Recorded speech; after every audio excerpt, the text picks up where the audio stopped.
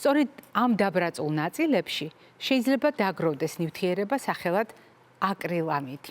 და სწორედ აკრილამიდის დამსახურებით ამ პროდუქტში აღმოჩნდება კანცეროგენული ნივთიერება. ანუ კიბოს რისკის ზრდას რომ უწყობს ხელს. რა თქმა უნდა, ერთხელ დაბრაწული პურის მირთმევა, ან ხანდახან დაბრაწული ნაწილის მირთმევა, გნებავთ პურისა, გნებავთ სხვა შემწვარი პროდუქტისა, ადამიანის ორგანიზმში სიმსივნურ დაავადებას არ წარმოქმნის. მაგრამ თუ თქვენ სისტემატურად უკიდურესად დაბრაწულ პროდუქტებს მირთმევთ.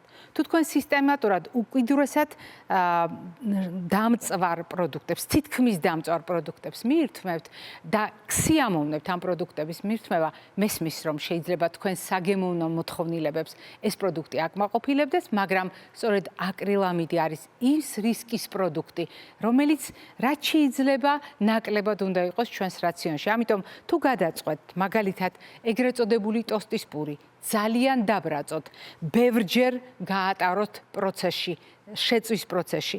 მაშინ ეს გააკეთეთ ხანდახან, იშვიათად და არა ყოველდღიურად, სისტემატურად, რადგან ამ ნივთიერების დიდი რაოდენობით დაგროვება ორგანიზმისთვის შეიძლება აღმოჩნდეს რისკის შემცველი.